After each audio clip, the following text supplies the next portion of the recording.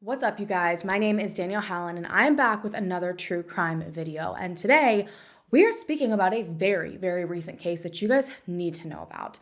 This is one that I've personally been watching unfold for the last few weeks now, and every time new information is released, it just keeps getting weirder and more upsetting, and I am absolutely devastated for this family, and they need as much help as they can possibly get. You guys have flooded my DMs and my suggestion box asking me to cover this case. I can scroll and scroll and scroll, and it's just this name over and over and over again. There's an active GoFundMe, a public plea for witnesses to come forward. There's a lot going on as of literally the day that I'm filming it today, so we're gonna go ahead and jump right into it. This is definitely a case where things are going to continue to come out. There's going to be updates. Today, we are speaking about the disappearance of 29-year-old Nancy Ng, a young woman that went on a yoga retreat in Guatemala just last month and vanished. And the details are fuzzy, to say the least, and her family is doing all that they can to get answers to aid in the search for their loved one. As a bit of a backstory, Nancy lives in Monterey Park, California, and she works in the Alhambra Unified School District with disabled children. She is amazing at her job with a huge heart and patience that is honestly a gift, and I can only imagine how many students and parents right now are missing her so badly. Nancy is described best by her family in their GoFundMe, saying, quote, she loves yoga, traveling, hiking with her family, and cuddling with her cat. She has a kind heart, a big smile, and can talk to anyone about anything.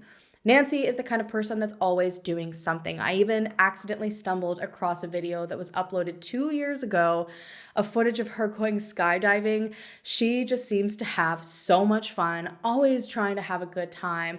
And being such a busy young woman who's always got her hand in something, yoga had become a huge source of peace for her. She had started attending a yoga studio years ago and fell in love with the way that it changed her life. It was something that she was able to do for herself, dedicated time for inner reflection and meditation and just taking a deep breath. And because she loved yoga so much, last year she took the plunge to go to a yoga retreat in Guatemala by the name of Be the Change.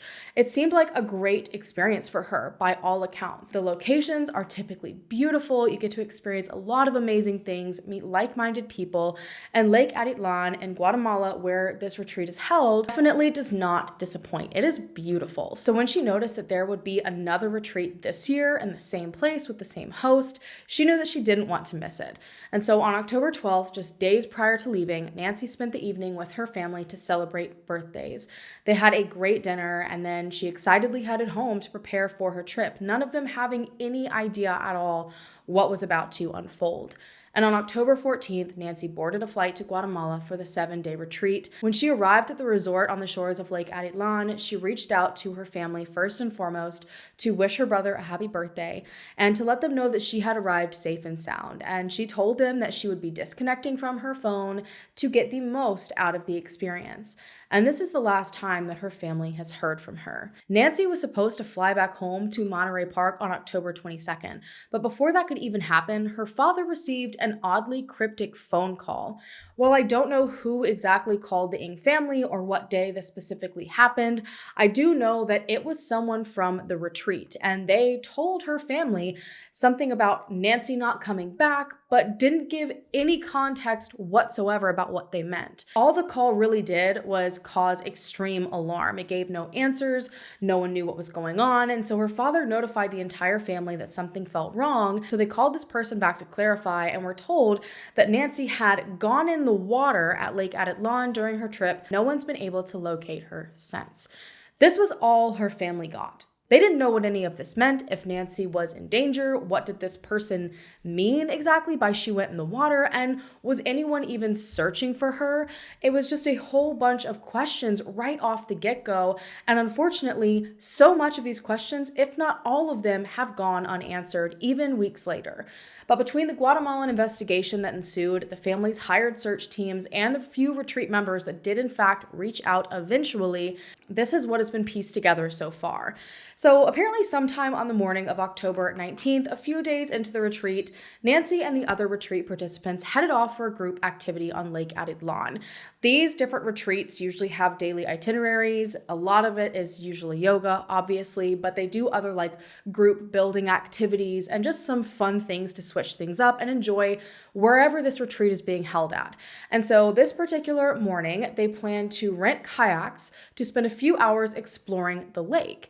Now, I have seen that there were 10 retreat participants, and I've also seen that there were 12. I cannot confirm either, but I do know that according to the kayak company and what they have stated, 10 total participants, including Nancy, had come to kayak that morning. The lake itself is nestled in the Sierra Madre mountain range, and it was created almost 84,000 years ago by a super volcanic eruption. It's known to be the deepest lake in Central America with a maximum depth of around 1,120 feet or around 340 meters. And so you can understand why this could be a very interesting place to spend a little bit of time. There's tons of wildlife, little villages, and so it was supposed to be a lot of fun, but obviously can pose danger risks, as can many activities that are similar. Now, according to Guatemala Kayak, Nancy and the 9 others showed up that day in great spirits. They were super excited to get out on the lake, hopped into their kayaks or their paddleboard, whichever they ended up renting, and they headed off sometime around noon. And there's even been a video released, which is thought to be the very last video of Nancy. When the group returned, they were one person short. Lee and Elaine Beal, who are the owners of the kayak rental, said in an article, quote, "When the group returned, there were only 8 that returned, but we could see in the distance, a distance of about 100 yards, 2 single kayaks. We watched them as they continued paddling until we lost sight of them." Lee and Elaine explained that the 2 kayaks that went off on their own were Nancy and another woman that attended the retreat. So at some point, for some reason, the 2 of them broke off from the group and decided to go off and do their own thing together while the rest of the group came back. But the woman that was with Nancy was the only one to actually return. Lee claimed that the woman came back to the dock by herself and appeared to be upset, and she was, quote, ushered to shore by the host of the retreat, and then, without paying, without saying a word to the kayak company, the entire group simply left. Now, I'm personally just not understanding how a group of a dozen or so people can go out on an excursion and leave without a member of the group. This had been someone they had spent day in and day out with the last few days. It's not like Nancy walked off saying, "Hey, I'm going to go to, a nearby village and check things out on my own." Literally, Nancy and her kayak were missing in the middle of a giant lake, and nobody searched for her. Nobody told the kayak company to keep an eye out for her. Absolutely nothing. Following morning, which would have been the last day of the retreat, Kayak Guatemala decided to reach out to the hotel. They had not been contacted by retreat members. They still had absolutely no idea what had happened on the lake the day before. And Nancy and the kayak had not shown back up. And they still hadn't been paid. But to their surprise, when they reached out to the hotel, they found that the entire group, just 12 hours after this kayak excursion, had packed up and left a day early. And Nancy was still unaccounted for. Nancy was not one of those that checked out of the hotel and left. So what on earth happened? And how did all of these people leave without at least bare minimum notifying authorities that they could not find someone participating in the retreat during one of their excursions? No one in the group was interested in talking to anybody. It was almost like immediately clamming up. I just don't understand that part of leaving within 8 hours of, 12 hours of the accident. Now, some articles state that the hotel had in fact been notified by someone from the yoga retreat that Nancy's location was unknown, but I'm unsure what details exactly were told to the hotel or if this is even true. And in the same article, I saw that the hotel had actually attempted to locate Nancy, and when they were unable to, the manager of the hotel was actually the one to finally call Guatemalan authorities and report her missing, over 24 hours after she had last been seen. Now, authorities immediately jumped into action and went to the hotel to check Nancy's room, and then they went to the lake to do a quick visual search before eventually calling in the Guatemalan Navy to search the lake more thoroughly. At some point, the kayak that Nancy had been using was reportedly found, but they were unable to find any sign of Nancy herself. Her family immediately started a GoFundMe to help pay for search expenses, travel expenses, pretty much anything that may help locate Nancy. From across the country, they have done all that they can can to plead for help.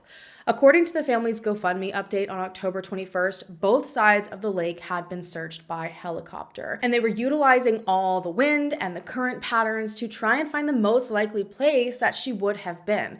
And dive teams were sent out as well. They were only able to make it to around 40 meters depth, and as I stated earlier, there are parts of the lake that reach much, much deeper than that. But without knowing where Nancy had last been with this other woman when she disappeared, it felt like it was just a shot in the dark, a needle in the haystack. And after 72 hours of searching, as per Guatemalan protocol, on October 23rd, the search was ended.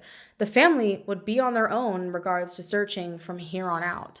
Because Guatemalan authorities would not search further, Nancy's family has had to pay out of pocket entirely to get other search teams out there looking for her. And honestly, they wasted no time. The same day that this search was called off, they were able to hire their own boats, boat drivers. They sent a plea out to the surrounding area asking pretty much anyone to dedicate any extra spare time they had to looking for Nancy. Whether that was someone who had a boat, had a friend with a boat, had a kayak they could even go out and look for her on. And so many people came out to help over the next couple of days. And then by October 30th, her family announced that they were able to hire Black Wolf helicopters to spearhead the search. As I said before, imagine starting a search on a lake as big as Lake Atitlan with no idea where to start because those last with the missing person won't speak up. After the Navy searches ended, the Attorney General's office in Guatemala made a statement that they had still been unable to question anyone from the yoga retreat, obviously because they all left the country. But more specifically, they've been trying to locate the woman that was last seen kayaking alone with Nancy, as well as the host of the retreat that had ushered this woman out of the water, and as the host, probably should have been a little bit more responsible for these retreat attendees. But they then went on to state what they believed happened to Nancy. Guatemalan authorities said that they believed she had gotten out of her kayak and drowned. They claimed that they had been told Nancy got out of her kayak to take a swim, and just after this, she disappeared. Now, obviously, upon hearing this information, the family and anyone with eyes on this case pushed back. Guatemalan authorities had given Nancy's family all of the police records, and their investigation did not include any witness statements at all. None from the yoga retreat guests, none from the kayak company. So Nancy's family is entirely unsure where this alleged drowning statement came from, because so far they've been provided no evidence of it. On top of that, Nancy's family also had managed to get in touch with a few of the retreat guests by a week or so later on November 9th, and none of them claimed to have seen Nancy hop out of her kayak to take a swim at any point. Her family said, quote, "Though no one saw Nancy get out of her kayak, witnesses and some retreat participants have given us a best to their knowledge estimate of where they saw Nancy's empty kayak. These accounts are naturally subjective and imperfect, but at the moment, it's all we have." Which, side note, if there are people coming forward saying that they saw Nancy's kayak empty and then she never came back from the kayaking trip, it's just another instance where I question why nobody came forward to say anything to authorities or show any sort of concern for Nancy at all, but I digress. It seems possible that authorities may have spoken to some of these other guests who saw this empty kayak as well, and maybe they just assumed from there that Nancy got out to swim, and that's how the authorities came to their conclusion that she drowned. But we at least know for a fact, according to authorities' own statements, that the one witness with Nancy, who would have known exactly what had happened, has still not come forward, even to the moment that I am recording this, which is on the 15th of November. Nancy's family has also personally attempted to reach out to the woman with Nancy when she disappeared. She has allegedly refused to communicate. And even as recent as articles dated November 14th, along with a GoFundMe post from the same date, Guatemalan authorities are also still claiming that they have not been able to speak to her, and they're actually requesting international assistance to be able to get an official statement from both this woman as well as the host of the retreat. And this sounds terrible, but he keeps his phone next to him at night, just like he's hoping for a ransom call, something that will prove that Nancy might still be alive and that she's out there, and she's just waiting for us to find her. There are people that witnessed what happened within the group that have not come forward, and we're racking our brains as to why they wouldn't want to come forward and help. Nancy's family is so confused and disappointed, saying, quote, "Her silence has hindered our search efforts and left us in the dark about what happened to Nancy. We don't know which nightmare scenario to believe." In the most recent update on the GoFundMe page, as well as the family's Instagram, search efforts had been paused temporarily due to weather, but thankfully they have been able to restart. Helicopters have been out, divers, boat teams, and there have also been extensive ground searches with canines. Black Wolf Helicopters has their own Instagram page. They are posting a lot of regular updates, video footage. The FBI as well as the U.S. Department of State are also now a part of this, offering resources to the Guatemalan authorities to help continue these searches. And presumably, this is who Guatemalan authorities are asking for help to locate the other two crucial witnesses. But so far, I don't know the extent in which the United States government is assisting, but I guess we'll eventually find that out. And then on November 13th, Black Wolf Helicopters released an official urgent witness appeal where they call out the two retreat witnesses, explaining that there's risk involved in these searches that they are holding, and they're having to guess the location that Nancy was last seen. If they had even the most basic information from the female witness as to where they were when Nancy vanished, that could change the search effort entirely. They finished off the appeal saying, quote, "As the search team coordinator, I personally request that these individuals present themselves to their local law enforcement department at the earliest opportunity."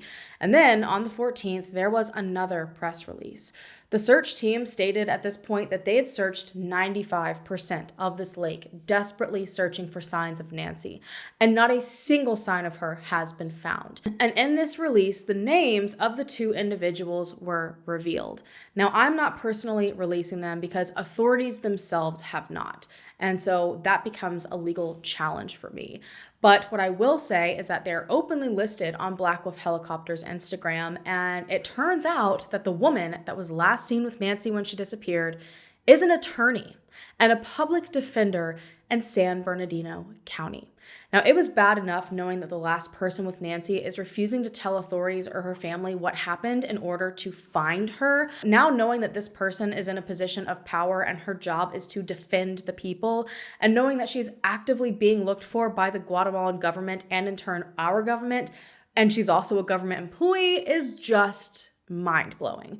Now, the press release goes on to ask these two witnesses yet again to come forward to authorities to give some sort of statement. And if they don't feel comfortable going to Guatemalan authorities, to at least reach out to Black Wolf Rescue to help them figure out where on earth to focus their efforts. Nancy's family is continuing to reach out to the media to spread her story, to raise money to help them continue paying for the search efforts, and hoping that they will soon be able to bring her home. They plan to hopefully have submarine searches and sonar out to the lake in the near future. And I am praying that something is found soon, or these witnesses at the very least come forward to help. I'm just not understanding what the holdup is with them speaking to authorities, or at least reaching out to the family to say, hey, we decided to kayak over here and something happened and I got scared and came back because I was in a different country. From what I've seen on social media, the retreat host has cut off all of his comments, deleted his website.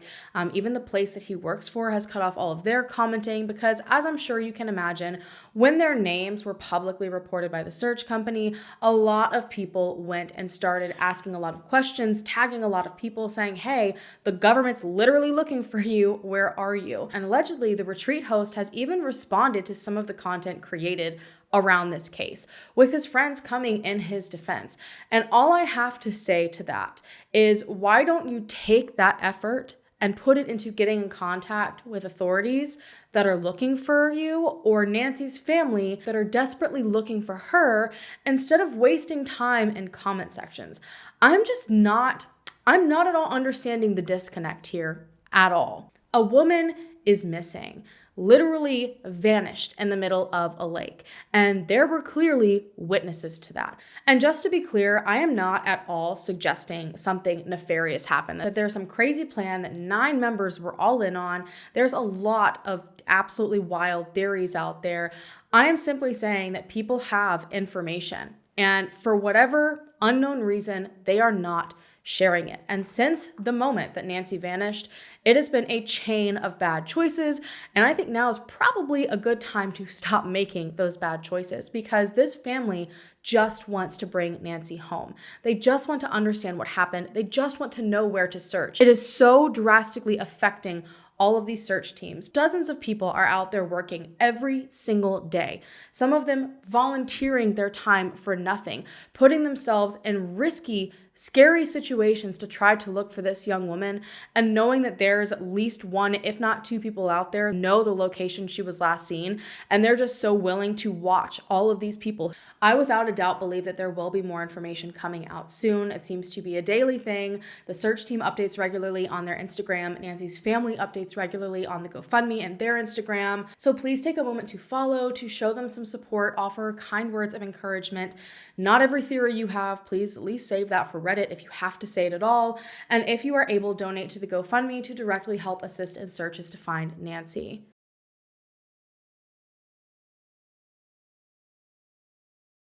And we already have an update. So literally just hours after I filmed that original portion of this video, something huge came out in the news, and I wanted to give it a few days to sit and simmer, let people respond, to get the most accurate information as possible. So it ended up being announced the day I filmed that, November 15th, that Christina Blazek, who is now named in the media as the woman last thought to be with Nancy, finally came forward through her attorney. And this in turn has answered a few questions and helped the searches focus on a specific area of the lake. Thank God, it's about time. Now, her attorney, Christopher Gardner, came forward to offer up her account of that morning. She claimed that the entire group had gone off to enjoy the lake kind of separately on their own, and Blazek had decided to head into a portion of the lake where the depth changed and in turn the color of the water. And she did this by herself, and apparently as she got further out, the current picked up, so she turned to head back and she ran into Nancy. Now, Christopher Gardner stated and wanted to make it clear, quote, "My client did not go anywhere with Ng. They happened upon each other on the lake. She tried to tell her not to swim because it was rough out there and there was a good current." I guess allegedly when Christina Blazek ran into Nancy, Nancy voiced her desire to get in for a swim, and Blazek was trying to encourage her not to, but apparently Nancy didn't listen to this advice, jumped out of her kayak anyway, and this pushed her kayak away from her. Now, Blazek claims that she went to retrieve Nancy's kayak for her to help her, keeping one leg in her own kayak and the other in Nancy's, and trying to paddle back to the location Nancy had gotten in the water.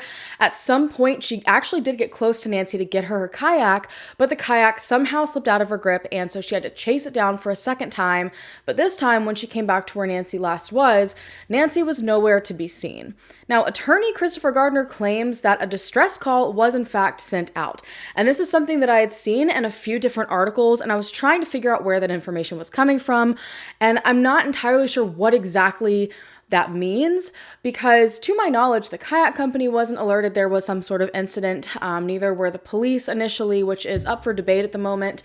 And so I'm not sure if this is something entirely separate, maybe with specific people on the lake, or maybe if it was just like a flare or something. Honestly, I've got no idea. Now, Blazek's attorney also states that she did actually go to authorities right away, but since she was unfamiliar with the lake, she wasn't able to really give them a good description of where the incident occurred. Her attorney saying, quote, "She was told she needed to talk to the police, and she went and gave a full statement to Guatemalan police. They told her there was nothing that could be done. Apparently, that lake is known for having people drown in it." Now, when I first heard this, I found it very, very interesting. And right now, this is kind of the largest discussion about what exactly is going on here and why is none of this information actually connecting? Because Guatemalan authorities, up to the day that this specific article where Blazek came forward with her attorney was released, Guatemalan authorities were still saying they hadn't spoken to her. They claimed they had no statement from her, which was backed up by the police files that were given to the family. They were literally asking the US government for assistance to get them statements. So why are the Guatemalan police claiming that they've never spoken to her? And she and her attorney are saying that is not at all the case. It just makes me wonder, especially because of the statement that she was allegedly told that there was nothing that could be done and people drown in the lake all the time. Were the Guatemalan police just shrugging off Nancy's disappearance and playing games after to make it seem like they hadn't totally dropped the ball? But in the same breath, they sent out the whole Navy to search for her and have publicly stated all these things numerous times. I'm just not exactly sure what to believe. It's still up in the air on what exactly happened here and if there was a miscommunication or something wasn't properly recorded, or maybe Blazek didn't actually go to police. We don't have any solid information on this other than what Blazek has claimed, because so far Guatemalan police have not come forward to say anything about it. But either way it goes, that's really definitely not good. Now, in response to this information coming out, obviously Nancy's family doubled down on what they've been saying this whole entire time. They had attempted to contact Blazek a few times through email. They were hoping to speak to her and got absolutely nothing. Nancy's sister said, quote, "If it is like she says and it is an accident, I don't understand how she could choose to leave my family in the dark for almost 4 weeks. And not just say that from the start. We're not blaming anybody or accusing anybody of anything. All we want is answers, and we want to bring Nancy home." And in response to this, to give some reasoning as to why Blazek never came forward, her attorney and Eddie Ramaga, who was the host of the retreat, came forward saying that she had been traumatized and just needed time. But this is time that is absolutely crucial. And during these 4 weeks, there were so many resources, thousands upon thousands and thousands of dollars were spent. Nancy's family has probably reached the darkest corners of their minds. International news has repeatedly asked for Blazek to come forward. Dozens and dozens of searchers and volunteers have put themselves at risk, and Nancy is still likely out there in the lake needing to be recovered. And while I'm absolutely sure it was traumatizing, what on earth? Chris Sharp from Black Wolf Helicopters said, quote, "I've never had a witness to an accident not cooperate with the search efforts." Now, the Ng family is hoping to still personally speak to Blazek, but I'm unsure if that's ever going to happen. It does not sound likely. Her attorney has come in strong and claimed that the Ng family threatened her in an email, and in turn, the situation has made her the center of death threats and harassment online, saying she is, quote, "a 100% absolute victim," and that, quote, "the family got a hold of misinformation and put it out there." Then went on to say that Nancy is not missing, she is drowned. And that is possibly the most insensitive statement imaginable at this point, and I just wanted to quickly read the definition of missing. According to dictionary.com, missing is absent, not found, or lost. And just to be clear, Nancy is absolutely missing out on the lake, whether she drowned or not. Nobody knows where she is. No one even knew up until last week where exactly to search. And so that to me was one of the stupidest things he could have possibly said. And if he has a bone to pick with anyone, it certainly isn't Nancy's family. And I feel like his instant targeting of the family, blaming them for all of these things that have come upon Blazek, is just entirely uncalled for. The Ngs have said, quote, "We'd like to point out that the information we have was provided by the Guatemalan Public Prosecutor's Office. In the 100-plus page report we received, there is no direct witness statement from Christina or any official record that the statement Gardner claims she provided to Guatemalan police exists. According to the report, the prosecutor's office was unable to obtain Christina's testimony as the group left early in the morning the day after the incident. To our knowledge, they still haven't been able to secure her testimony. While we are thankful to hear she has spoken with the FBI, we hope she will also speak with the public prosecutor's office as they are leading the investigation." And this is a statement made by Nancy's family literally 24 hours or so prior to me posting this video. Nancy's family did the only thing that they were able to do to help Nancy. Ask for witnesses to come forward after being told some of them who had information could not be accounted for, raise awareness, and hire search teams. It is not on them that Blazek chose to sit back and watch total chaos ensue. If she knew that she spoke to authorities and authorities were internationally claiming that she hadn't, why didn't she come forward? Keep in mind, this isn't just some random teenager or ignorant young adult. This is an attorney that we are speaking about. While some people, I'm sure, want to assume there is something nefarious going on here, I think majority of people are genuinely just disappointed in the lack of action by those that were with Nancy at the time this occurred, and it took their names being released for them to come forward and say anything to finally help in the search efforts. But in the same breath, I feel like it's also a good moment to speak about being responsible online. Clearly, emotions run high in these situations, but in what world is it acceptable to threaten someone's life based on your own assumptions or theories or personal feelings? Did she make questionable choices along with other members of this retreat? Of course. Did she deserve to be threatened within an inch of her life? No, absolutely not. People get so unhinged online, and it is like all common sense disappears and everything turns into a witch hunt. It was very clear from the get-go this family simply wanted whatever they saw, whatever information they had to be shared, and no one was accusing anyone of anything. Now, her family has personally attempted to clear up some of the accusations that are now being hurled at them by transparently showing all emails that were sent to Blazek in an attempt to get a statement from her saying, quote, "We understand that whatever Christina experienced on the water may have been traumatic and difficult to relive. We understand she is not legally obligated to speak with us. What we do not understand is why she or her lawyer did not provide this information to us or our search team earlier." They then went on to say, quote, "As a family urgently seeking any piece of information that might help us find Nancy, Christina's silence has been hard to stomach. However, we hope her recent statements are a step towards clarity and understanding." Now, at this point, the GoFundMe is well over $100,000, all going towards search efforts still, travel expenses, rental equipment, and they thank everyone for the help, saying, quote, "None of this would happen without you. Your support, kind words, and determination to bring Nancy home gives us hope that she won't be forgotten and this case won't go cold." The Ng family plans to leave an extra seat for Nancy at their table this Thanksgiving, and I'm sending every ounce of my love and support to them throughout this entire holiday season. And I'm praying that the more accurate areas to search bring forward some sort of answers, and I encourage you all to take your time still to go and follow their GoFundMe for updates. Go and follow the Instagram for both Black Wolf Helicopters, who are searching for Nancy, as well as the Help Us Find Nancy Instagram page. They update as frequently as possible. You can see ways that you can help, and they have made it very clear that all of the support and love that has been shown to them is a lot of the reason that they are able to get up every single day and keep pushing forward. On that note, I'm going to go ahead and go, you guys. Thank you so much for taking the time out of your day to listen to Nancy's story. If you haven't already, hit the subscribe button down below to become a part of the Hallan fam so that we can hopefully bring them home together or bring them justice together, and I will see you guys in my next video. Bye.